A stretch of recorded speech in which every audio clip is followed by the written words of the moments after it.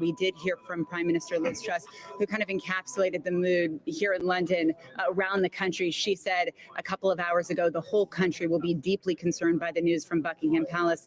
She continues to say, my thoughts and the thoughts of the people across our United Kingdom are with Her Majesty. So I expect we will start to hear that kind of thing when we hear from Liz Truss in just a few minutes. She will be speaking not only as the new Prime Minister, as one of the last officials, of course, who saw the Queen. We saw that picture of Liz Truss and the Queen. The Queen was standing on Tuesday with a cane, but was standing as she asked Liz Truss and appointed Liz Truss as the new Prime Minister. But we will hear Liz Truss speak for not only her government, but also for the whole country. Lester? Yeah, and Keir noted it is at a time of immense challenge for the United Kingdom. Economic issues that have beset the country. A new Prime Minister now facing that challenge, but also facing this role now of helping to lead her nation going forward.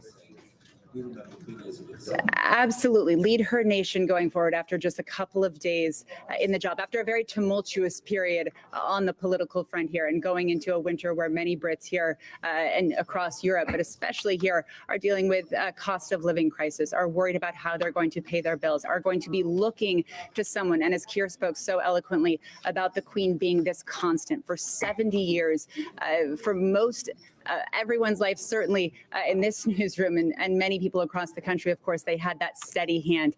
And Liz Truss will now be stepping into that. Prince Charles, now King Charles will now be stepping into that and trying to lead this country. What's interesting, Lester, as we look at the royal family, the Queen has been unbelievably popular, has always been, when you look at polls, the most popular member of the royal family. So I think that will certainly be very, very big shoes, of course, for the King to step in and really try to harness that love that people felt, that loyalty that people felt to her, and try to harness that and lead going forward. Okay, Molly, thank you. As we the camera trained there on the door of number 10 Downing Street, again, Prime Minister Truss expected to come out any moment now and make a statement. As we wait for that, let me bring in an NBC News British historian, Andrew Roberts. Andrew, thank you for being with us. You know, we talk about the Queen almost separate and apart, universally adored. With her no longer alive, what does that portend for the royalty itself? Well, Monarchy is a book with many chapters. One of the chapters is closed, and the next one is opened at exactly the same time. You know, a second after Her Majesty died, King Charles became king. So it really is an example of the Queen is dead, long live the King, and he will be the focus of the attention, and obviously a sense of sort of belonging and also loss that the British people will have. And he's been in the job of heir to the throne for 70 years now, so he really does know. He's had a lot of practice for this moment, and so he should be stepping into it. Has he ever talked in recent years about the challenge and about this moment, his thoughts of what it would look like? Yes, he does very occasionally do that. Not terribly much in public, but he does to people he knows and trusts. He was, as a young man, was daunted by the concept. He's 73 now, and as I say, he's been practicing for the role for such a long time that I think he recognises that there isn't anything that he isn't going to be able to fulfil. All right, we appreciate it. We're going to ask you to stay with us as well as we continue our coverage. I want to go right to NBC. Senior international correspondent Keir Simmons joins us now from outside Buckingham Palace, where we've seen, as the news came out, we can see the people behind you there making their way to the palace, where the proclamation was posted shortly. What do we know about what happens now? Well, I think there'll be a pause for a moment while people just take it in, Lester. I mean, we've seen the flag behind me lowered to half staff, and that is part of the plan, obviously. I mean, it's extraordinary that the announcement was made and the flag was lowered. almost at the same time, which just gives you a picture of how much planning there will be behind all of this. But it's hard to take it in, isn't it? It's hard to really honestly believe that just a short time ago, just a few months ago, we watched the Queen on the balcony there for her Jubilee celebrations, while there were enormous crowds. I'm just looking to my right, actually, talking about enormous crowds. There are people now, I would say, I don't want to say flooding, but streaming down the Mall, the world famous Mall here, to be at Buckingham Palace. So people are gravitating to this place at this moment. Understandably, I have to say, I mean, I was in London as a young journalist when Princess Diana died, and I witnessed the streets full of people in tears outside Kensington Palace, in an absolute sea of flowers. And I think that what we may see is something similar now. Because I think people have known that this moment was coming. It does feel like it's happened fast, doesn't it, after just those Jubilee celebrations a short time ago. But people have known that this moment was coming. But I think many people will be driven by a desire to pay their respects and to have their part in saying thank you, because it's just a small thing to do, isn't it, for somebody, as we mentioned earlier, who was so dedicated to a duty that she got herself in a position, standing up with her walking stick, just 2 days ago to appoint the new Prime Minister, just 2 days ago. So that her life has been extraordinary right until the final days. And I suspect many people who I can see making their way towards the front of Buckingham Palace will feel they owe it to her to just devote a few hours of their life to pay their respects. Keir, let me turn to Daisy McAndrew again, a royal expert for NBC News. Daisy, talk if you can about the future of the monarchy without Queen Elizabeth. Well, this is a moment that, as Keir was implying, many people have known was coming for a while. And in fact, the funeral of Queen Elizabeth II started being planned back in the 1960s because the royal firm, the courtiers, the establishment doesn't like to be caught surprised. So in many ways, there have been long-held plans that obviously went through many changes. They were updated, modernized over the years. But fundamentally, there has been a plan in place. But that plan cannot take into account the public's reaction. That's the great unknown in all of this. Because, of course, the nature of monarchy is for the current royal family to constantly have an eye on the future and constantly be working out ways to secure the future, the healthy future of the royal family. And of course, the way to do that is to make sure that the royal family is relevant and popular. And the Queen was both of those things. She represented us and we believed in her. She famously described her husband as her strength and stay. But I think many over the next few days will consider that she was our strength and stay. Now that we've lost that metaphorical walking stick, walking aid, we are now looking to King Charles and wondering, what does he have to offer us? And so in the midst of his grief, he has a much bigger issue to deal with because the future of the monarchy is now in his hands. And so these plans I was mentioning earlier, Lessa, that have been in place for decades and decades aren't just about the ceremonial things that will be coming in the next few days, the lying in state of the Queen's body, the state funeral, all of those elements. There is also a whole nother batch of plans that have been in place a long time of how King Charles is going to hit the ground running, if you like, is going to make his mark, is going to reassure his subjects that we can have faith in him and that this transition is not going to be very unnerving. And as you were just saying, Lester, we are now in this extraordinary situation that within 48 hours, we have a new Prime Minister and a new monarch. That is going to be very unsettling. And so lots of eyes full of trepidation and anticipation, are going to be looking on those two figures and wondering, are they up to the job? Yeah, Daisy, and I wonder how the lens people will be looking at as they look at the royal family in its entirety, especially over these couple of weeks.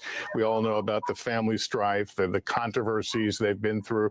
Will people be looking for signals about this family? Yes, they will definitely be looking for signals, and they will be looking for clear messages from King Charles as to how he plans to run his ship. We've known for many, many years that Charles has said his desire is to have a more modern and a smaller core royal family. And I think one of the things that we'll be seeing over the next few days is how he plans to do that on a practical level. Specifically, does he plan to strip Andrew of any remaining vestiges of being, as a fully functioning member of the royal family? Is he going to take away some of the perks of being in the royal family from some of the more periphery members of it?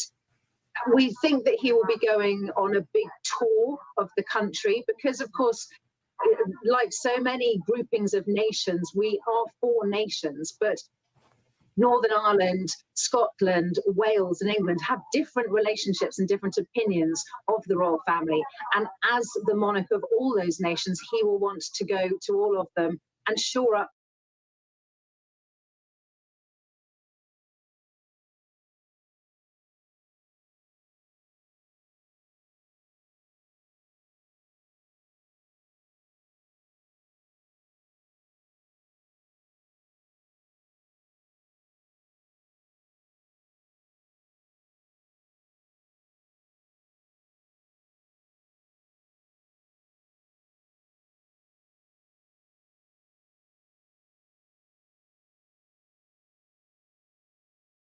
he is in his 70s already. So if he wants to leave a legacy, he's got to start fast. All right, Daisy, I'm going to go back to Wilfred Frost now. Wilfred, I understand you have a statement from the King.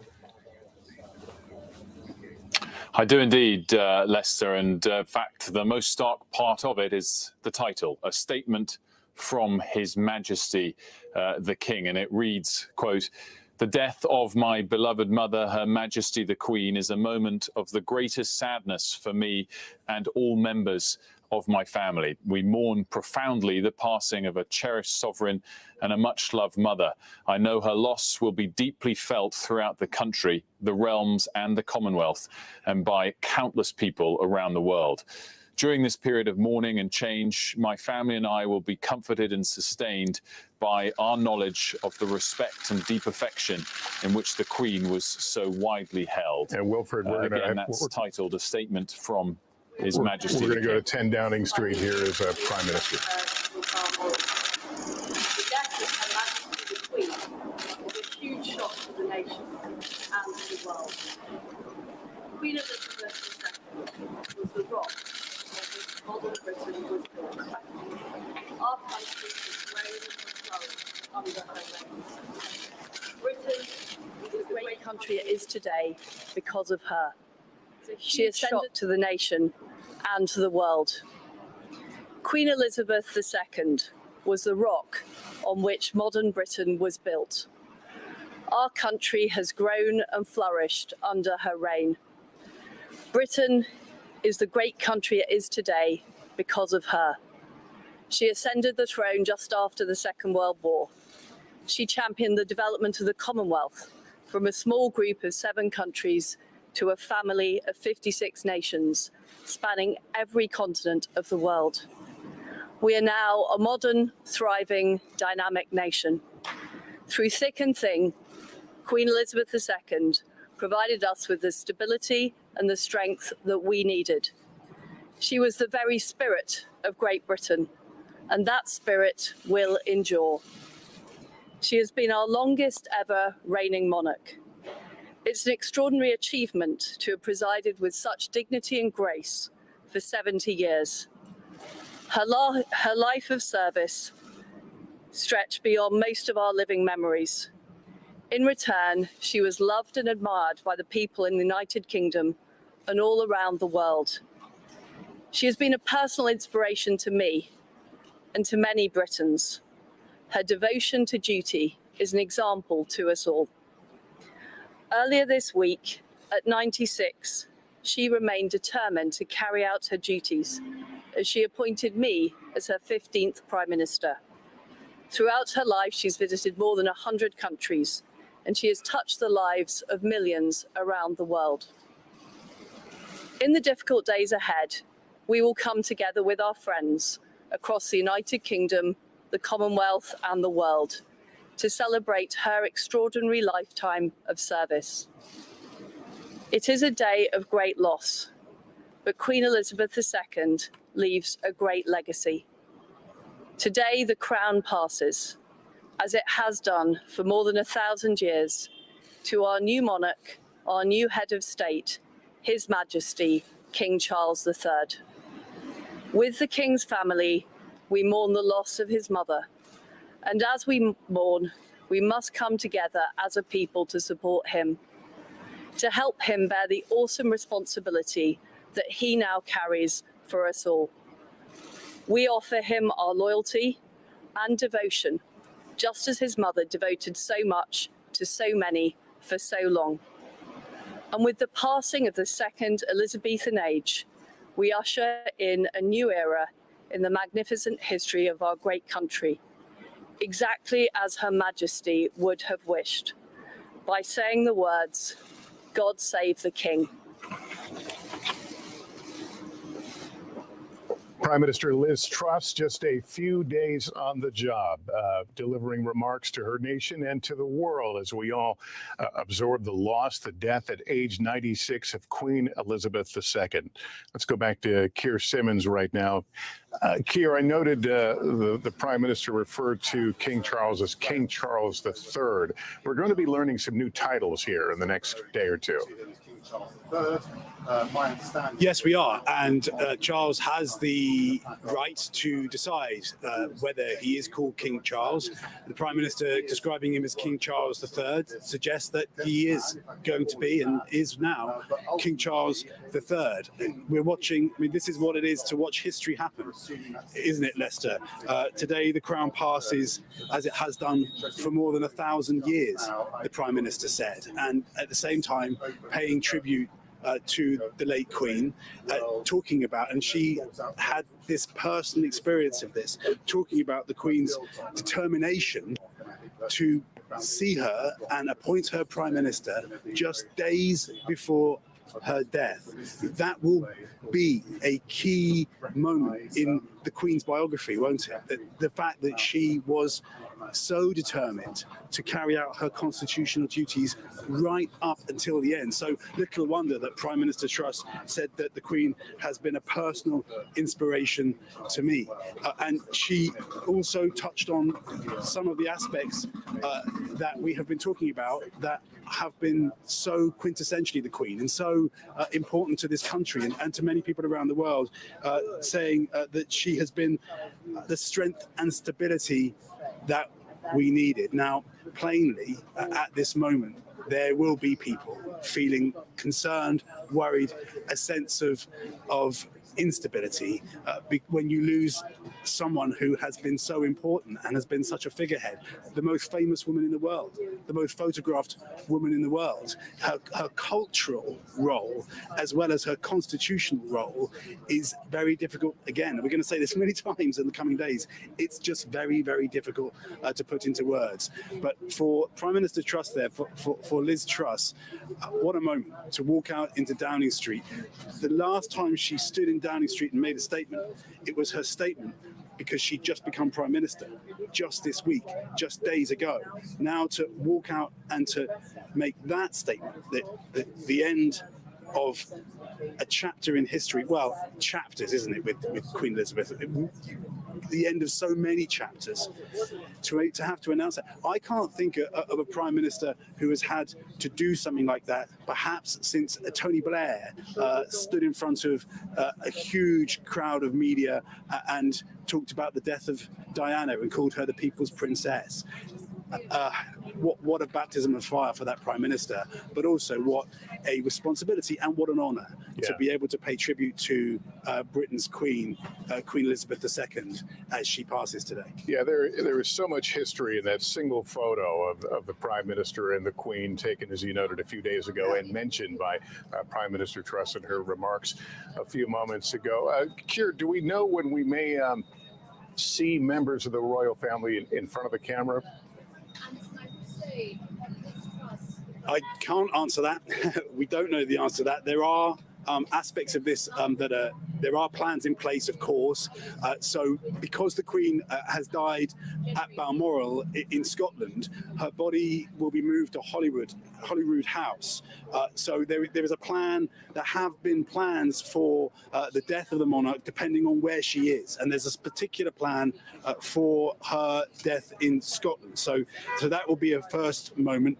Whether we will see King Charles with his mother's coffin, with his mother's body at that point, I don't know the answer. Whether we will see him today, I do not know. But clearly, at some point, he will want. He's the king. He will want to come and make a statement. There are going to be many, many days of mourning, Lester.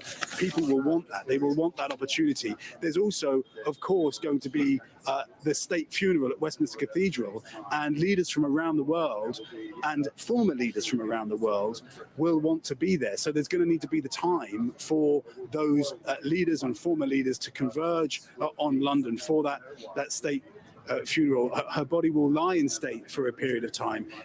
There is a lot ahead for King Charles, for the other members of the royal family.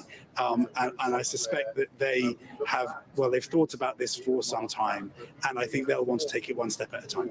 Keir, thank you. As you were speaking, we were seeing the various pictures of the Queen with various American presidents. I want to go to NBC News Chief White House correspondent Kristen Welker now.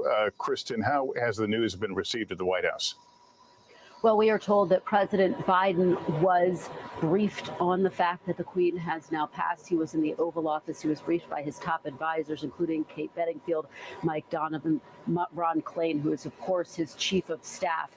And earlier today, notably, Lester, President Biden was on a conference call with Prime Minister Truss, where he extended his best wishes to the Queen, to the people of England. And a White House official says that because Prime Minister Truss had abruptly left the video conference meeting that Biden participated in earlier today, sadly, this was no surprise. Now, this is a loss that is being felt deeply here at the White House. We anticipate that we will hear from the president in some form today. It's being felt throughout Washington, all across the country as well. House Speaker Nancy Pelosi ordering the flags be flown at half-staff. President Biden was the 13th American president to meet the Queen. Most recently, last year, he was at the G7 summit, and he described a long talk that the two had. They talked about a range of different issues, everything from Russia to China, foreign policy, but personal issues as well, Lester. And he said notably, quote, "She was very generous. I don't think she'd be insulted, but she reminded me of my mother. In terms of the look of her and just the generosity, she was very gracious." So that was the takeaway from President Biden. He met her initially when he was a senator back in 1982. And again, he was the 13th president to meet her, Lester. It was a significant meeting because it came at a time when President Biden was really trying to reinforce and reestablish the United States relationship with key allies on the world stage. That meeting undoubtedly a critical part of that goal that he had. And I think that the Queen herself really embodied that so-called special relationship between the United States and England because she had formed relationships with presidents of both parties across both aisles. And so again, her passing is being felt very deeply here. Here's a look back at her relationship and some of the key memories with America's presidents. She's danced with presidents, ridden with them, celebrated with commander-in-chiefs, mourned, and of course shared plenty of meals. Queen Elizabeth, in fact, meeting every single serving American president except Lyndon Johnson since 1951. Harry Truman was her first presidential meeting as a 25-year-old princess representing her father, the king, during a U.S. visit. She came back in 1957, now as queen. I also want to say how much I appreciate the warmth and friendliness of your reception. Receiving an all-American welcome, a state dinner hosted by President Eisenhower, and a ticker tape parade in New York. Queen Elizabeth always appearing eager to take part in American traditions and charming the public along the way, watching a baseball game with the first President Bush. Oh, I think it's great. Can we see her? Because, I mean, she came all the way from England and it's great. It's wonderful. Meet the great lady of the world. And attending the Kentucky Derby during the second Bush presidency. She's a great race fan, so it's exciting. Chances are if we see her, we're just going to go. We've glimpsed other memorable moments, that famous dance with President Ford at the White House. A standing ovation when she became the first British monarch to address Congress.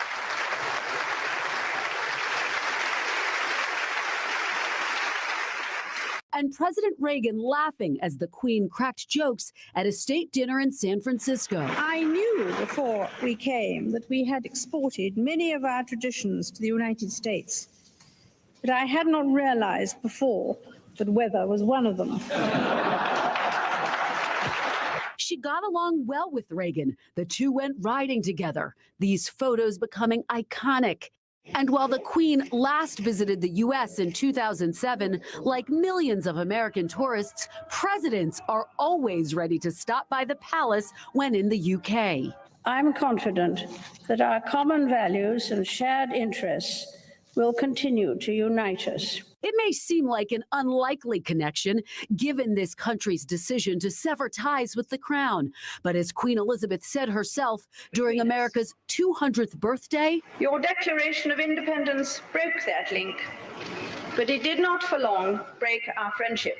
a special relationship that only grew stronger during her 70-year reign. Kristen Welker, NBC News, the White House.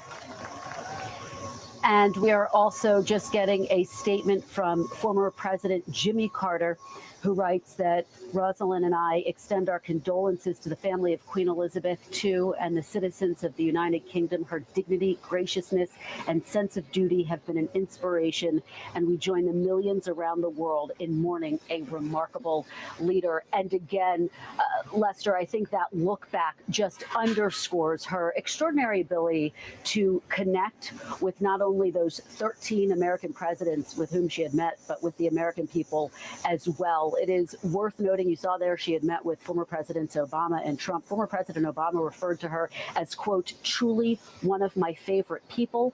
Former President Trump referred to her as a great, great woman. And again, high praise from the current commander-in-chief as well as they continue to process this news here at the White House. Again, I anticipate that we will hear from President Biden in some form today. And the flags, yet again, worth noting, have been lowered to half staff at the U.S. Capitol. And Kristen, I suspect it's too early, but I'll ask anyway. Has there been any talk at the White House about whether the president will attend the funeral of the Queen? It's an important question, Lester. It's the one that we are all asking. In fact, White House Press Secretary Karine Jean-Pierre just wrapped up her daily briefing, and she was asked that very question. Will President Biden, in fact, attend the funeral services? Now, that was before it had been announced that the Queen had passed away. And so the response from Jean-Pierre was, it's too early to engage in that type of discussion. But one would anticipate that that would be a discussion here behind the scenes at the White House. This is the passing of the longest serving monarch. And so I would anticipate that they are thinking very seriously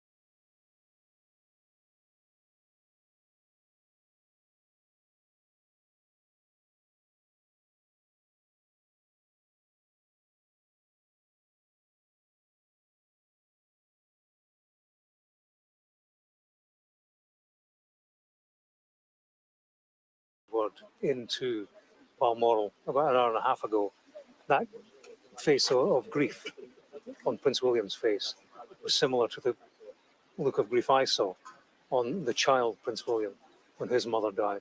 When we watched Prince William and Harry walk this road, looking at floral tributes to their mother, tonight they will be reunited again. Harry has landed at Aberdeen Airport. We expect him to arrive here within some 15, 20 minutes.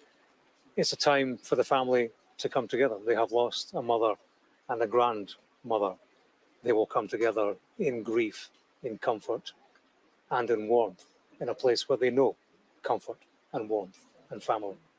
They will be together tonight, and as you say, Harry is expected to arrive any moment now.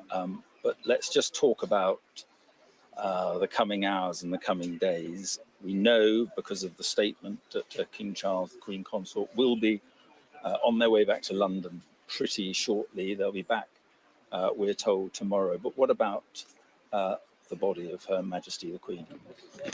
There will be a period of national mourning. I mean, there has been a plan in place for some considerable time, possibly to be fine-tuned now that we are where we are.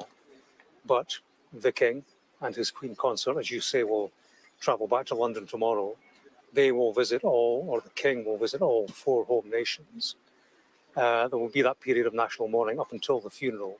In terms of the Queen's body, it will remain here for now, but that will be moved to St Giles Cathedral, just off the Royal Mile in Edinburgh, and thereafter to Buckingham Palace.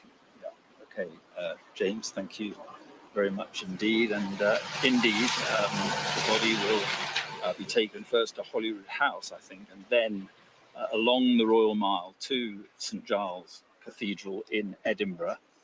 And then the plan is for the Queen's body to be transported by train. The royal train will take the Queen from Waverley Station down to London. But as I say, at the moment, the family, most of the family have gathered.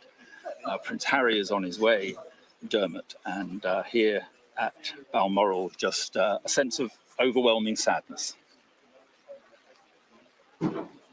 Mark, indeed, and that is reflected here at Buckingham Palace. There is no doubt that this is a major moment in the history of our United Kingdom, indeed in the history of the world. Such a long-serving and influential monarch passing after 70 years on the throne. I just wonder if we can take in some of the scenes here of the crowds gathering at Buckingham Palace, because they are flooding in here to absorb the enormity of what has just happened here today. Thousands of people now. When I first arrived here during the course of the afternoon, there was that brief statement from Buckingham Palace about the deterioration in the Queen's health and that her doctors were concerned about her, but she was remaining at Balmoral as those members of the royal family gathered to be at her side. Well, then the sad news came at about 6:30 this evening, and since then, the crowds are flooding in, as you can see there, quietly absorbing the situation, quietly, I imagine, paying their respects as well, and taking in the symbolism of what that flag flying at half-mast tells us. Right slap bang in the centre of the roof of Buckingham Palace, fluttering in the light breeze of a rather gloomy September day, reflecting the mood of so many people here. And behind me in Green Park, which abuts Buckingham Palace, hundreds of people making their way down to take in the scenes, to say that they came to Buckingham Palace to see for themselves, to read for themselves the short formal statement which is posted on the gates of royal palaces on the major occasions, and there's none more major than this. The simple statement saying, as Her Majesty would have wished, I'm sure, that the Queen died peacefully at Balmoral this afternoon, posted up there on the gates. And the King and the Queen Consort will remain at Balmoral this evening and will return to London tomorrow. And Rhiannon Mills, our royal correspondent, joins me. And Rhiannon, I'm sure you're taking in these scenes as well. It is quite something just seeing the people silently, respectfully, just wanting to somehow be part of this, to say that they were present at the passing of a monarch, a much loved monarch, the longest reigning monarch, well, not just in our history, but in just about every country in the world's history. I know there are a few that served a little bit longer. Quite extraordinary scenes, Rhiannon. Yeah, and I think it's important to stress that her age, 96 years old, a remarkable age to live until, but it shouldn't detract from the enormity of this moment.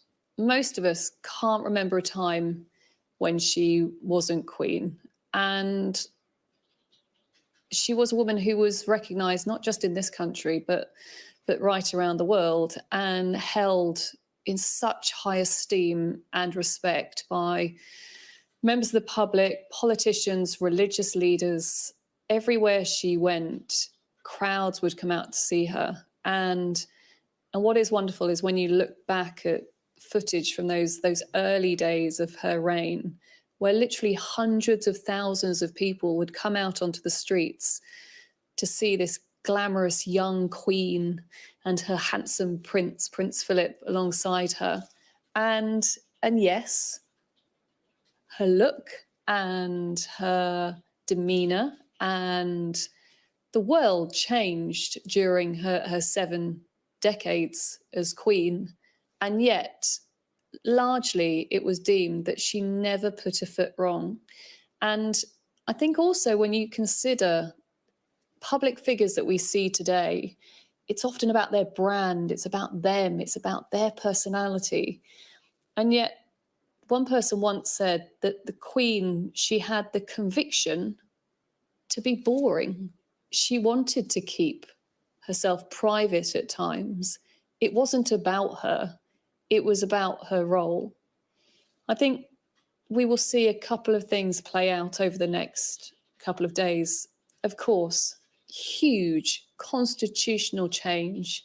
Some may describe it as a constitutional earthquake as we feel the reverberations of what has happened. We now automatically have a new king. And it's literally been confirmed in the last few moments that the new king will be known as King Charles III. Now, at home, you might be thinking, well, of course he would be. But actually, when it comes to a change in reign, the new sovereign is able to choose a different name. And of course, we've seen that throughout history. So instead of being King Charles, he could have chosen any of his other names, which are Philip, Arthur, or George. However, we now know that he will be King Charles III. He also takes on other titles, so Head of the Commonwealth, Commander-in-Chief of the Armed Forces, Supreme Governor of the Church of England. So we have the constitutional change, we have the change in head of state, but I think what we're also going to see, and I think you're already probably seeing there at Buckingham Palace, you will have a greater sense of this, is a sense that people want to come together, a collective sense of shock and mourning. It was, after all, only 2 days ago that we saw her still carrying out her constitutional duties.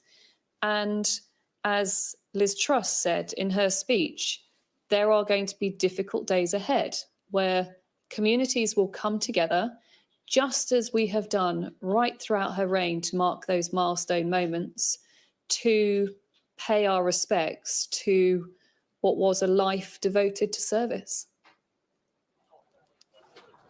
Indeed, Rhiannon, thank you for that. And I would echo those thoughts in terms of what people here are coming to witness and to experience. There's a huge sense, obviously and clearly, of the end of an era, but also a little bit of trepidation about what lies ahead. We know that we are in very difficult times, both nationally and internationally, and at this very moment, the rock, as Liz Truss referred to her, the very spirit of Great Britain, the rock upon which modern Britain was built, has passed. And in just one short week, we have had the changing of a prime minister and now the passing of our longest serving head of state, the rock upon which Britain was built. Alistair Bruce, our royal commentator, joins me now. And Alistair, just on that confirmation now that the King will be King Charles III, and Camilla, Queen Consort.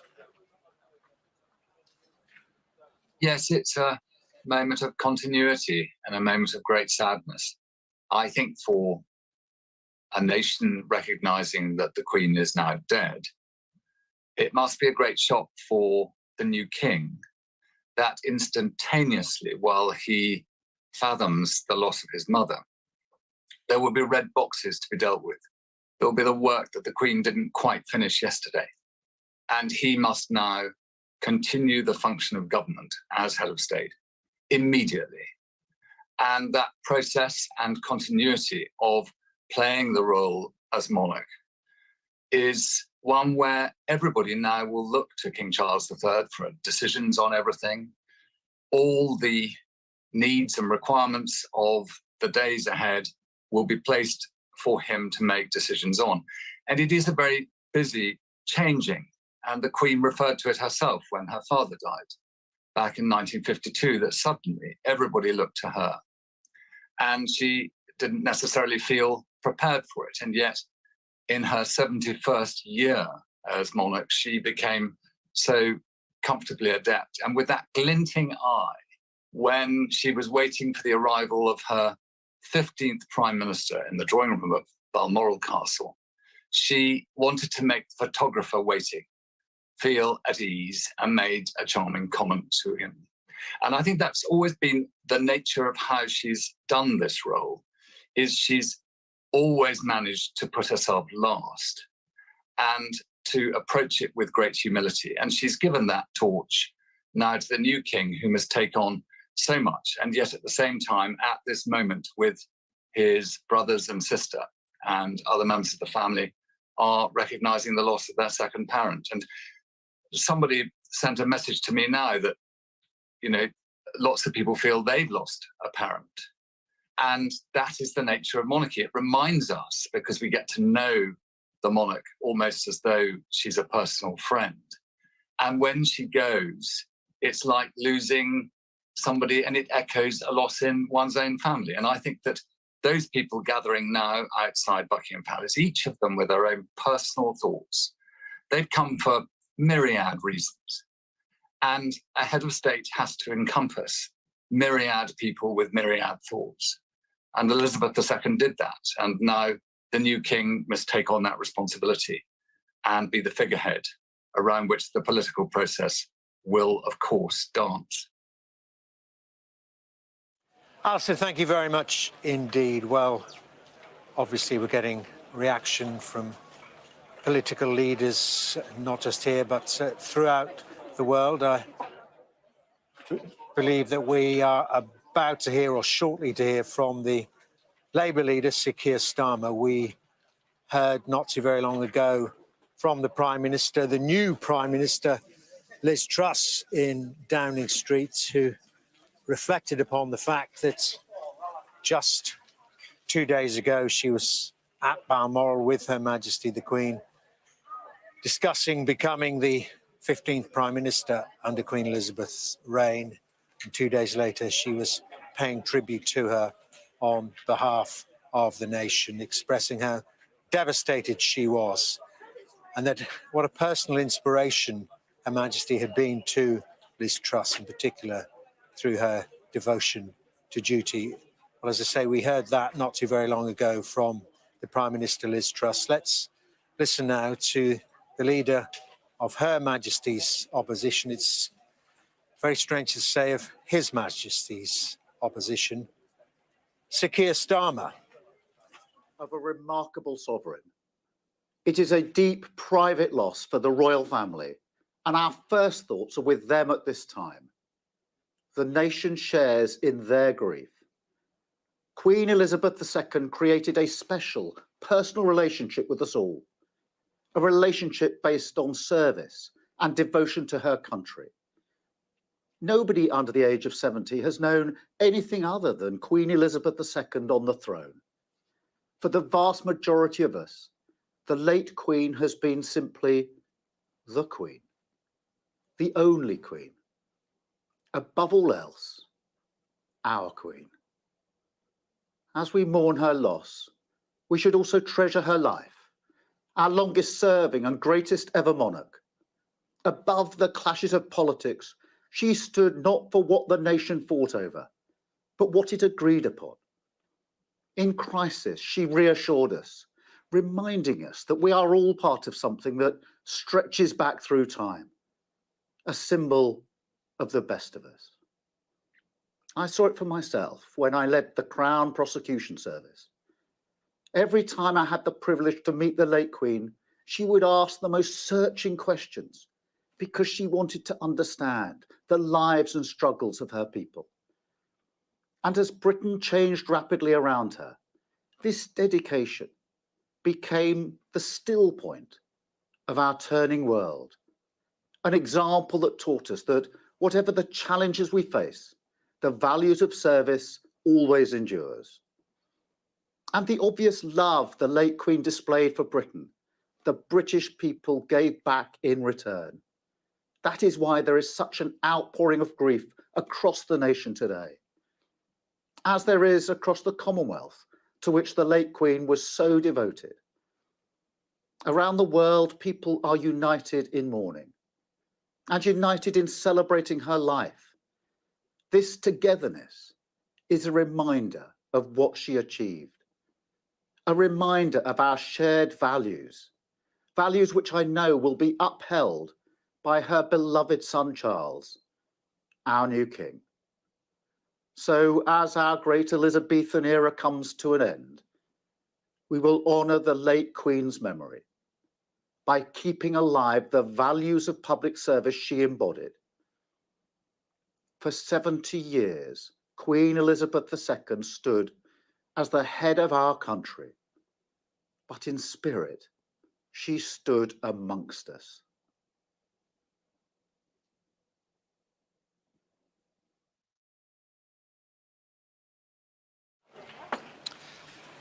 Sir Keir Starmer, the Labour leader, the leader of His Majesty's opposition, reflecting the thoughts of so many millions of people, reflecting on the life of Queen Elizabeth II, whose death was announced a couple of hours ago. Sir Keir there pointing out, as so many of us will and so many of us have, the values of service that the Queen embodied, the values of public service. Sir Keir was particularly emphasising there that she embodied, and talked about how we are united in mourning, and the important point Sir Keir made, united in mourning and celebrating Her Majesty Queen Elizabeth II's life. And I think that is the sentiment that is abroad amongst the huge crowd. We're only seeing a small section of it now. The huge crowd that is gathering here at Buckingham Palace. It started just shortly after that sad announcement about the Queen's passing, and the crowd's just continuing to grow in the gloom of this September evening. People walking around quietly, respectfully. They want to be here. They want to be part of this epochal change, this end of an era, the end, as Sir Anthony Selden, the noted historian and author, put it, the end of the second Elizabethan era. And both Elizabethan eras, as we will be reflecting on over the next few days and weeks, quite extraordinary in the change that the nation saw under those two queens.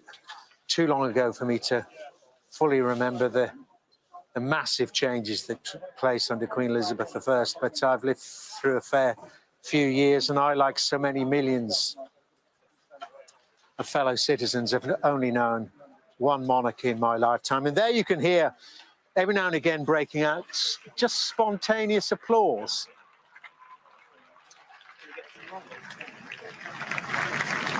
Now there are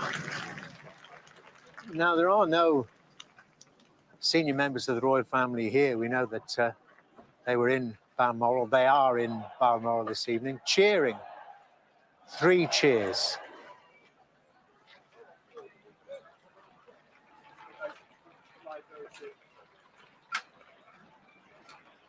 Spontaneous 3 cheers for the life of Queen Elizabeth II. And of course, inevitably, the lights of the camera phones flashing throughout that crowd. Why wouldn't you? Such a moment, September the 8th, 2022, will be remembered forevermore in British history. When Queen Elizabeth II died peacefully, her death was announced a few hours ago. She died peacefully at Balmoral, her beloved Balmoral, this afternoon. But this, though, the symbolic centre of the royal family, not just in the capital of the United Kingdom, but the symbolic centre for the entirety of the world. So many events have taken place here just under the reign of Queen Elizabeth II. And not too very long ago, we've been reflecting on the Platinum Jubilee, something that we all celebrated, the street parties, something of a post-COVID era about it. The Queen participated herself in as many of the events as she could make, but at the age of 96, we all knew that she had to take it easy. And then increasingly over the next few months, we saw less and less of the Queen, but up to the very end, and this is something the Prime Minister reflected on, carrying out devotedly, doggedly, her most important duties, and there can be none more important for the head of state, for the monarch, and overseeing, as she has done with 14, now 15 prime ministers, that transition of power, sometimes between parties, and as we've seen in the last few years, within a party, but nevertheless a smooth transition, passing from Boris Johnson. And remember, just 3 days ago, Her Majesty the Queen was on the throne and Boris Johnson was in number 10 Downing Street. Here we are on Thursday evening. We have King Charles III and Prime Minister Liz Truss. This is truly an extraordinary moment in the history of the United Kingdom. Not least because we know not what we face over the next few months, something that Liz Truss was addressing today on the economic and political side, but we're not thinking about that this evening. Of course we're not. We're thinking about what this means individually, what it means to each and every one of us, what of course it means to a family, a tight-knit family, to so many people, perhaps a slightly odd, a slightly strange, a slightly dysfunctional family in some cases, but there is no other family like the royal family. Of course there isn't. We've chosen to have such a family. They serve us. We look at them, and my goodness me, we mourn with them now. We're looking at them now. We're drinking in this scene with the flag, no, not fluttering anymore, but lying at half-mast above Buckingham Palace, telling us that Her Majesty the Queen, Queen Elizabeth II, has passed. She, of course, passed away, and so many people commenting upon this at her beloved Balmoral Palace. Balmoral in Scotland, of course, where she spent so many summers, indeed all her summers, ever since she was a young girl. It was where her beloved mother and father first took her from the day she was born, and she followed on that tradition with her own family. So many months, so many years spent there. And talking of Scotland, we've got reaction now from the First Minister of Scotland, Nicola Sturgeon. This was her speaking a few moments ago. Like everyone across Scotland, the United Kingdom, indeed the world, I feel a deep sense of sadness on the death of Her Majesty the Queen. On behalf of the people of Scotland, I offer my sincere and heartfelt condolences to the King, the Queen Consort, and to the entire royal family. There will be many opportunities in the coming days to reflect fully on the Queen's extraordinary life and service. For more than 70 years, Queen Elizabeth has been the great constant in our national life. She has inspired us, on occasion comforted us, and always personified values we hold dear. Throughout her reign, she performed her duties with exceptional wisdom, dedication, and fidelity. Scotland loved, respected, and admired her. And by all accounts, Her Majesty was rarely happier than when she was here in Scotland at her beloved Balmoral, a fact I have been privileged to observe personally. I hope it will be a source of comfort to her family that she spent her final days in a place that she loved so much. This is a moment of acute loss and profound sadness. It is also a moment of enormous significance. The passing of Queen Elizabeth marks the end of an era. Our nation is in mourning. My heart and my thoughts, and I know those of people across Scotland, are with the royal family at this deeply sad moment. Well, fulsome tribute there to Queen Elizabeth, whose death has been announced today, from the First Minister of Scotland, Nicola Sturgeon. Words echoed, I'm sure, by the thousands of people who are gathering here this evening in central London, outside Buckingham Palace, to have their own thoughts and to share their own tributes about the Queen's death. Nicola Sturgeon referring there to the Scottish people's love of the Queen and their appreciation of her dedication, her wisdom and her fidelity, and of course referring to the fact that she passed in a place she loved so much. That is, of course, at Balmoral, where my colleague Mark Austin is now. Mark. Yes, thanks very much, Dermot. And it's interesting that I was just listening in my ear, Dermot, to those cheers that rang out outside Buckingham Palace. 3 cheers, I think you said, and I heard them in my ear. And it was so incredibly moving, because we're going to see a lot of formality in the coming days. We're going to see a lot of sadness, a lot of ceremony. But it's going to be little moments like that you witnessed down there outside Buckingham Palace, those cheers. There's going to be little moments like that, I think, that will make people realise how much this Queen meant to them. And in stark contrast to that cheering outside Buckingham Palace, it is just very quiet here.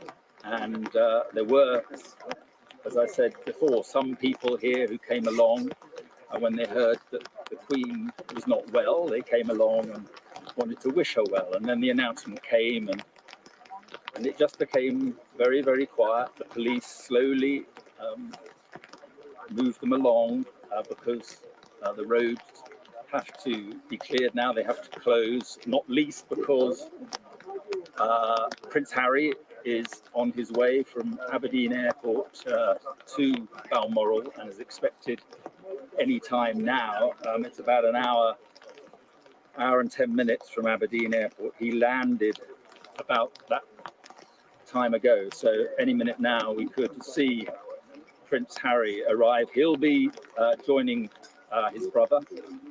He'll be also joining his father, who's now King Charles, and they will be together this evening in a place where the statement from Buckingham Palace said that the monarch died peacefully this afternoon, and it is very fitting because she was always peaceful here, as I was saying earlier. And it is strange to think that it was just, Thursday, it was Tuesday, that she was seeing Liz Truss here and appointing her 15th Prime Minister. And just glancing to see if this, I think it is certainly a convoy of some sort arriving here now, and it could well be, I think, very difficult to tell. It is dark, as you can see, and they were moving at some speed, but certainly Prince Harry is due here any time. And I was saying it's extraordinary to think that it was just Tuesday that the Queen was on her feet. She was smiling. We all saw the photograph.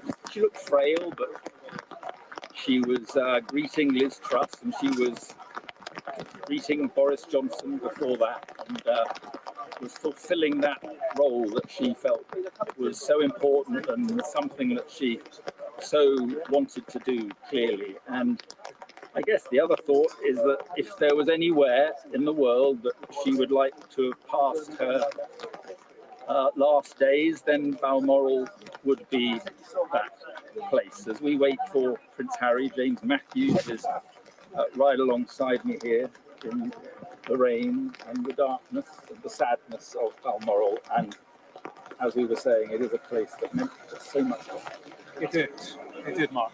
That was Prince Harry that was part of that three-vehicle convoy, now joining the rest of the family who are in Balmoral. His father, Prince Charles, or now King Charles III, he was here earlier on today, joined, as we saw, by Prince William, Edward and Sophie, and Prince Andrew and Prince Harry, making up the family group that have arrived over the course of the day. And, you know, you speak about the comfort of this place for the family, and that's what it is now, isn't it? I mean, there are no crowds here. It's dark, it's raining, there are media here, but that doesn't mean to say this isn't a community that feels a deep sense of grief out with the gates of Balmoral. I spoke a few minutes ago to the Reverend Kenneth Mackenzie. Now, he is a minister from Crathie Kirk across the road who knew the Queen very well, and he was with her until just before she died. And I'll tell you what he said to me. He spoke about a common sense of loss that we all share. And he said hers was a long life, a life shaped by faith infused with grace and characterized by selfless service. I think that's a feeling that is shared in this community, certainly, and much further afield. This is a community in which she was a familiar figure. She had a different background from people who live in Aberdeenshire, but they shared a very strong sense, or they bestowed upon her a very strong sense of belonging. She was seen around the place. She was out and about. In the final few weeks, she was walking on the estate, walking the corgis. You know, it was interesting. I flew up here this afternoon and I sat next to a guy from just outside Aberdeen. He said, "I know why you're on your way," and he said that the people of Scotland love the Queen because the Queen loved Scotland, and that is true. Yeah. As articulated the last time she addressed the Scottish Parliament, famously in October 2021, speaking about her affection for the place, an affection shared by herself and her husband, Prince Philip. And, you know, that passion and that love for the place was often interpreted as political enthusiasm for the United Kingdom and Scotland's place in it. It was just at the end of the street where, during the referendum, she was heard to say, I hope Scottish voters will think very carefully about their future, which was interpreted widely as an endorsement of the union at a key political time. You know, not confirmed. Well, it's interesting, we've just heard from Nicola Sturgeon, who said she was a much admired, respected and loved monarch. Yeah, a monarch who transcended the bitterness and the division of the political playground that we live with in this country, north of the border, in particular when it comes to constitutional politics. A woman admired by all, a role model, a woman who bestowed unity on those around her, and one, of course, that we can grieve as a period of national mourning begins between now and the funeral, a structured period of national mourning. Yeah, absolutely. Okay, James, for the moment, thank you very much. And just to bring you up to date from here in Balmoral, Dermot. Prince Harry has, we're told, just arrived. We saw his vehicles. I think you saw his vehicles just a few moments ago. So Prince Harry has joined his brother and the other members of the family at Balmoral. Back to you, Dermot. Thanks, Mark. Well, it is 8 o'clock and this is Sky News, where Buckingham Palace has announced that Her Majesty Queen Elizabeth II has died. In a statement earlier this evening, the palace said this. It's a short statement. It said that the Queen died peacefully at Balmoral this afternoon. The King and the Queen Consort will remain at Balmoral this evening and will return to London tomorrow. That was a statement posted on the gates of the Royal Palaces at about 6:30 this evening. Well, Charles, who became king on the death of his mother, had this to say: "The death of my beloved mother, Her Majesty the Queen, is a moment of the greatest sadness for me and all members of my family." He continued, "We mourn profoundly the passing of a cherished sovereign and a much-loved mother. I know her loss will be deeply felt throughout the country, the realm, and the Commonwealth, and by countless people around the world." King Charles continued by saying this: "During this period of mourning and change, my family and I will be comforted and sustained by our knowledge of the respect and deep affection in which the Queen was so widely held." And it is that respect and deep affection that we are witnessing right here, right now, outside Buckingham Palace. Thousands of people have gathered here during the course of the last 3 or 4 hours, first initially awaiting any news. They hope for good news. Perhaps we all were preparing ourselves for the worst after the earlier statement about the deterioration in the Queen's health at Balmoral and the fact that so many members of the royal family were travelling there to be with her, as it turned out, in her final hours. And then since that announcement, it's a simple announcement, as I read out there to you. It's a very short announcement. And the convention is the way that these formal announcements are made from the royal family, whether it be the joyous news of a birth or a marriage, or the saddest news of the passing of a monarch. It is the posting of that statement on the gates of a palace, in this case, the palace, the centre of the palace is the centre of London, Buckingham Palace, which so many people now are respectfully queuing up to have a look at, to take a picture of, why not, with their mobile phones. And every now and again, spontaneously, people not knowing, I suppose, how to react at this point, just a ripple of respectful applause breaks out. I think there's maybe a small one starting there, just someone in the crowd starts and others pick it up. Just a way of showing their appreciation, their tribute to the life of Her Majesty. And every now and again a cheer goes up, and that then ripples around the crowd. But people just walking around, taking in the scene, but taking in the facts. And we're going to all take a long time to absorb this, as has been said and will be much said over the next few days. The monarch that not many of us did not know, did not think we knew, because she defined our lives, like her or not, for the vast majority of the citizens of the United Kingdom. She has always been our monarch.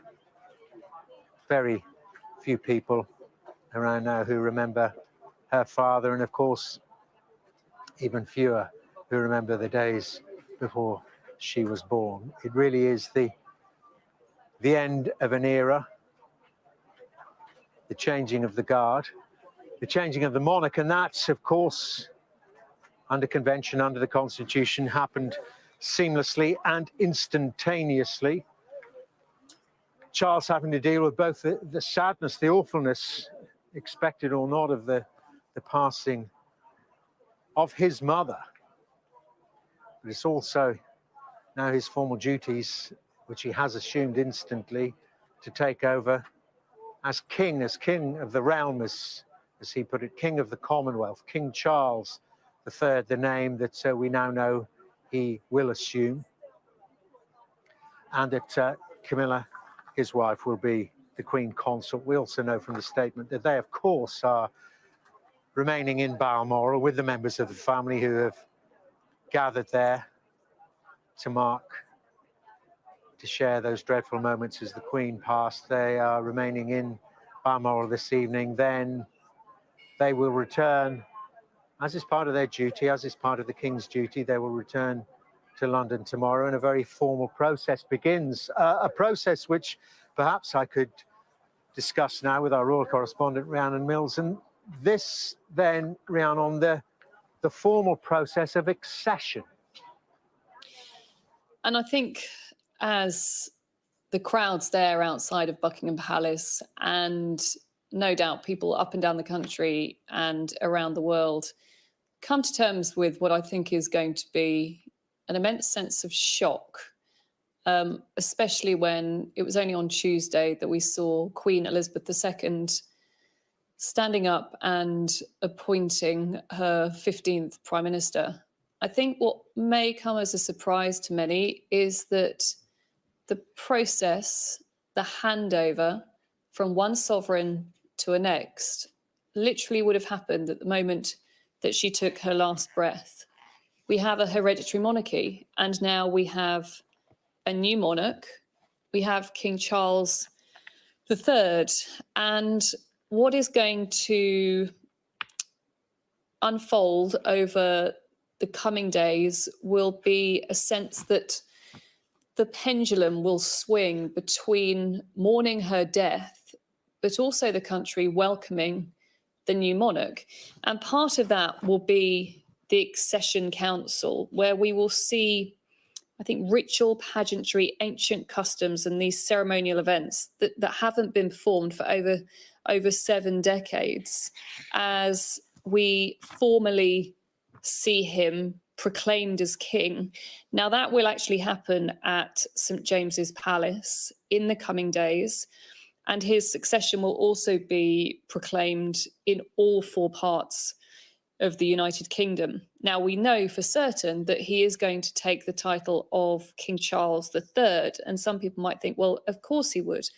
But actually, a new sovereign is able to choose their name. So we were waiting for that confirmation, because he could have used some of his other names, which are Philip, Arthur, or George. But no, we have King Charles III. He also takes on a number of other roles from Queen Elizabeth II. Commander-in-Chief of the Armed Forces, Supreme Governor of the Church of England, Duke of Lancaster, so inheriting the portfolio of land and property set aside to fund the monarch, and also he will now be head of the Commonwealth. And I think Alistair Bruce, our events commentator, was making an interesting point earlier, that now he has to take up all those matters of state that his mother was dealing with, had dealt with on a day-to-day basis. However, what is abundantly clear is you will also have a family who are in the most profound period of mourning.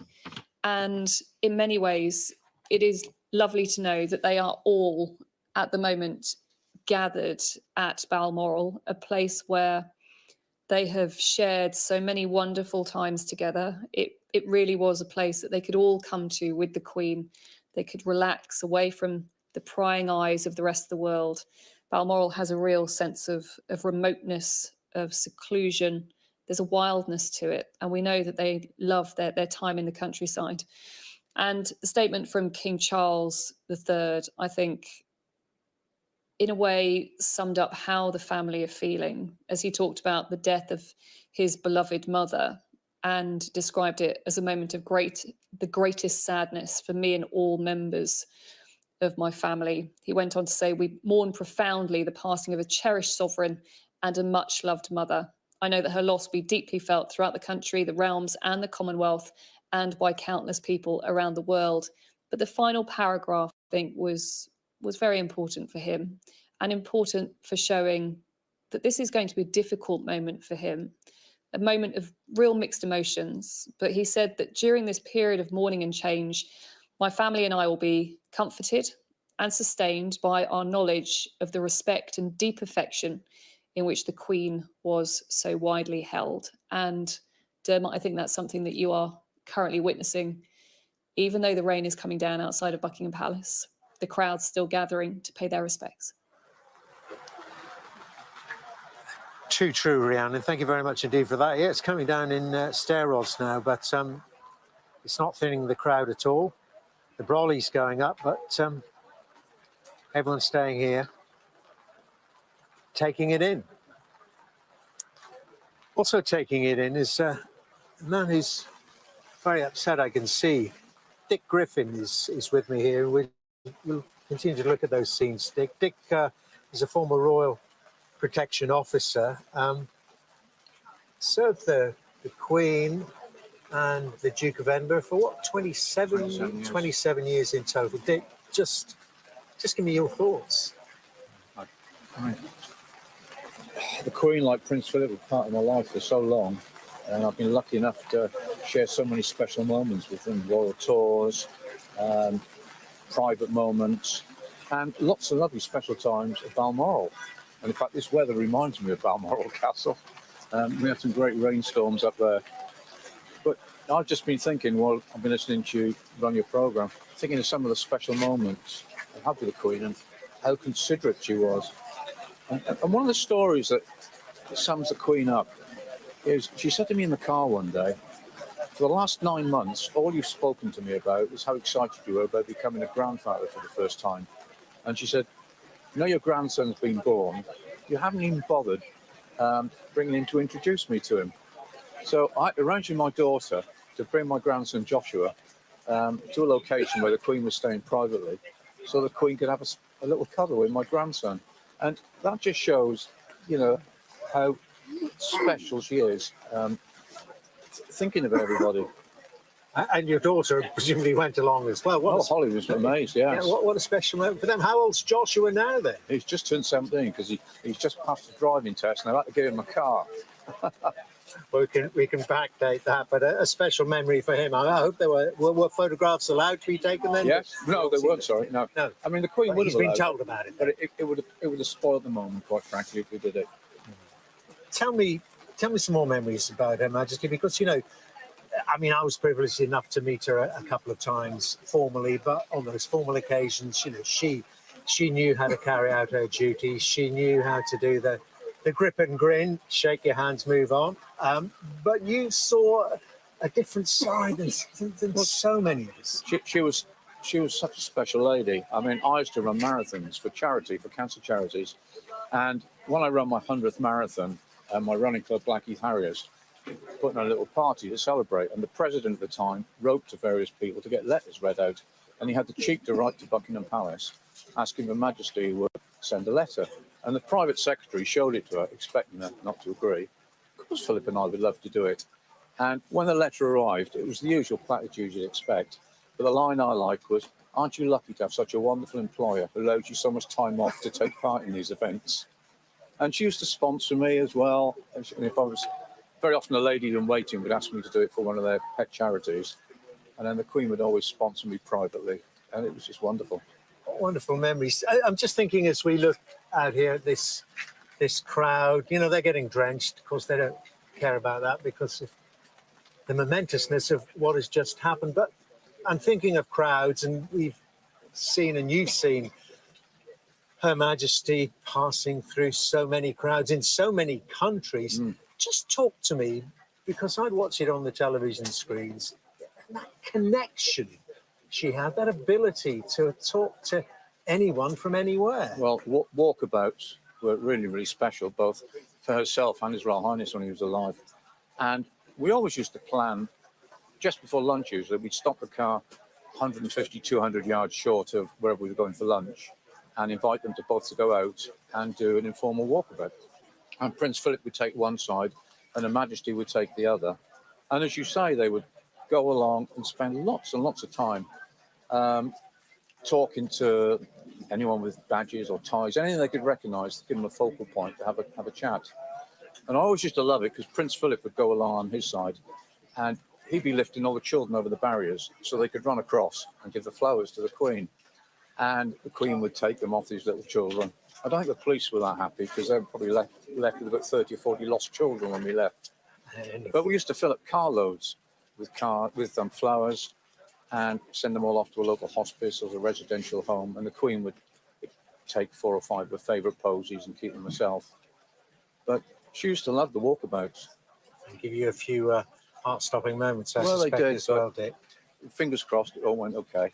Dick Griffin, thank you very much Pleasure. indeed. And that's the point that Dick was making there. This is, of course, a moment of great sadness and mourning and reflection and tributes, as we're witnessing amongst the crowd there. As I say, their appetite to be here undiminished, undimmed by the rain that's falling very heavily from the sky at the moment.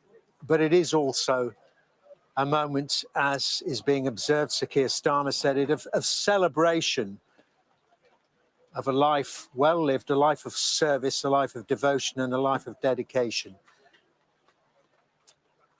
And indeed those moments of humour, sometimes when we saw that, yes, she was the Queen, yes, she was the monarch, yes, she had those hundreds of years of history, of pomp and circumstance and ceremony behind her. But behind it all, as we're hearing from Dick Griffin there, what a human being, what a privilege it was for him to serve her, as he told us. And some happy memories, many happy memories of Balmoral Castle, where she passed today, surrounded by those she loved the most, those close family members who remain there. Let's cross to Balmoral now. And my colleague Mark Austin is there. And Mark, it's a very important point that people are making. And we are showing some wonderful pictures. We've got so many wonderful pictures of Her Majesty the Queen. We've got to celebrate her life as well and appreciate that she did so much for us for so very, very long. Yeah, absolutely. And the point you keep making, I think, Dermot, is a very important one, that for the vast majority of people in this country, she is the only monarch that they have known until this day. And what is happening here in Balmoral is, well, it's a night of great sadness, clearly, but it is the gathering place tonight. Her family, King Charles is here, and Prince Harry has just arrived from Aberdeen Airport. So he is here with Prince William, who arrived earlier, and there will be huge mourning here, as there is around the rest of the country. But this was, as you say, a very special place for the Queen. It was her holiday home, to be quite honest about it. She loved it here. She came here every summer. She looked forward to coming here every summer, and she would always try never to be denied the opportunity to come here. She loved it. She loved the countryside. She loved the fresh air. And it was a place of great tranquility and peace for her. And tonight she is here. And I said a few moments ago that if there was a place that she would have wanted to have spent her last days, then I think it had been that place. And as I say, they're here tonight, her family, mourning and grieving. And also the people of turned out this afternoon. In the time that I've been. Well, I'm afraid we've lost connection there with Mark Austin. I think it's weather conditions. They're pretty bad down here in London, but at Balmoral, I think the rain is falling even more heavily, and some gremlins have got into the broadcasting equipment there. Mark was going to have a conversation with Louise Tate, so I'll take over. Louise Tate was the Scottish Press Secretary for Her Majesty for 15 years, Louise, wasn't it? And Louise, just give us your reflections on this sad day. Well, it is a desperately sad day. Personally, I feel it, and I think many other people who perhaps didn't realise that they had a depth of feeling for this monarch will realise that we have lost someone who was just incredible, an amazing woman, and who was just such a constant in our lives for so long. And it's just a real blow. I think others felt we had more time. I don't know, Louise, if you could hear, I've been having a discussion here outside Buckingham Palace with Dick Griffin, former Royal Protection Officer, who says, well, you know, she was such a personality as well, something that, I mean, those millions of people throughout the United Kingdom and millions more throughout the world who are privileged enough to even get a few moments where they would find out, but millions of others didn't. There's the carapace, isn't there? There's the whole panoply of the royal edifice, the surroundings, the trappings, not just the buildings, the clothing, the cars. But you got to see some of that as well, didn't you? The Queen as a human being. Could you just share a few memories with us? I'm not quite sure I can follow Dick Griffin. He's got exceptional memories and anecdotes. But yes, some of those Dick has shared with Sky viewers before about myself and Her Majesty. And but what strikes me, or always struck me about her, was her kindness, her caring, her great humour, her knowledge, her insight, her wisdom, her memory, her recall. I can think of times where she was personally kind to me, but I can remember one conversation that I had with her before dinner. I was with colleagues and she joined us before dinner, and I was talking about something I had seen on the Scottish News Bulletin that evening, and it was about a paddle steamer who'd been part of the small ships, I think, at Dunkirk. So once she joined us, we carried on the conversation, and she started telling us about her memories of that day. And well, first of all, you think, wow, that's amazing, you know, to speak to someone who remembered that day and seeing the images and living through it with everyone else. And then you realise she's the Queen, and you just realise, you know, you reflect on the changes that have happened during her reign. And I was in Dunkirk just recently and thought about that conversation just last week, in fact. And that's, you know, this generation is vanishing very quickly. And I think